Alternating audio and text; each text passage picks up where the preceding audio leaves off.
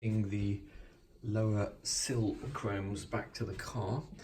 Now, I've never actually taken one of these off and found the right parts on it, so I thought I'd just do a very quick video showing what you should have on your lower sill chrome. If you're lucky, the actual chrome itself will be in reasonable condition, because these cost about £90 or £89 each, just the piece of chrome. And to get a set of them with all the fittings from the SL shop, it's about £213. So what we've done is we've just bought the rubber gasket and the missing pieces for ours, rather than going to the expense of buying the whole kit. So first of all, once you've cleaned up the chrome, you've got to fit the rubber gasket. Now, as I said, I've never come across a car yet that has this bit on it, but you need a special clip at the angled end which slides in that way, and that clip has a special plastic nut on it like that, which attaches to the car and stops it scraping the paintwork. Then you need 7 of these little inserts which basically slide into the chrome like that. Okay, so you need 7 of those, 1 of these like so, a plastic nut, and at the other end you need a little fitting screw like that.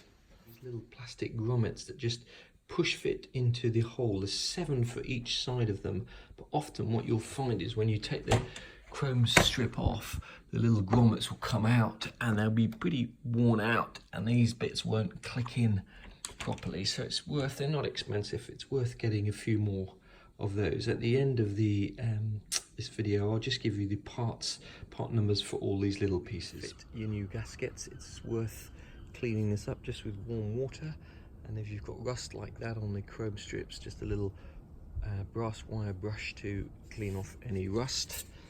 If you do clean out all the dirt in these channels, you'll find it's an awful lot easier to slide the little male fitting grommets back in. At fitting the lower chrome sill trims, and what we've done is we've just bought the inner gaskets. The actual chrome trims themselves on this car were fine.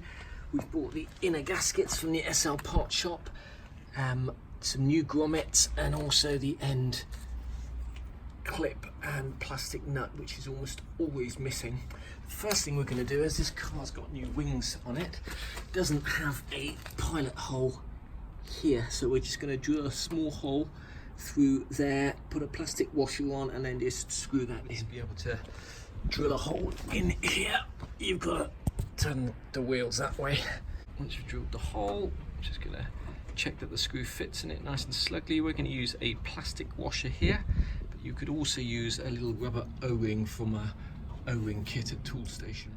We're going to have to drill a hole into this rear quarter panel here, and all to make sure I get it in the right place, I'm going to slide out the clip from there, and I'm going to put a piece of tape over there so that the hole is exactly halfway between that tape.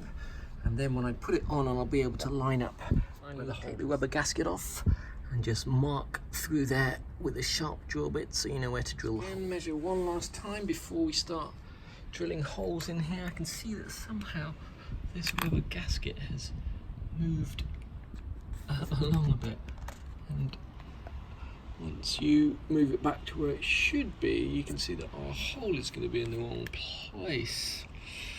So I think we're just going to drill our hole slightly to the left of the hole where we marked. Before you start drilling a hole into your newly painted Mercedes, or don't forget that that hole there, well, it needs to be at an angle,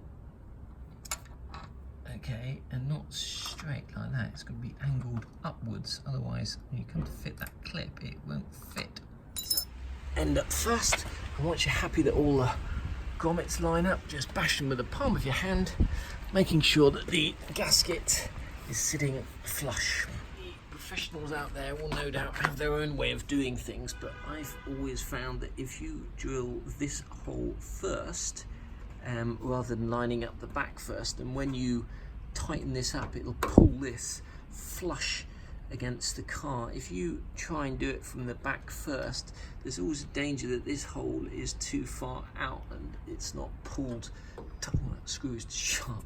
There's always a danger that this is too far out and not pulled flush against the car, which means that this gasket will be flapping about. So my advice is always drill the hole first before you start fitting everything else. Sometimes, for some strange reason, you might find that the gasket doesn't quite fit. We're just going to very carefully trim that off. Don't forget to tighten the plastic nut on the other side of that. That's basically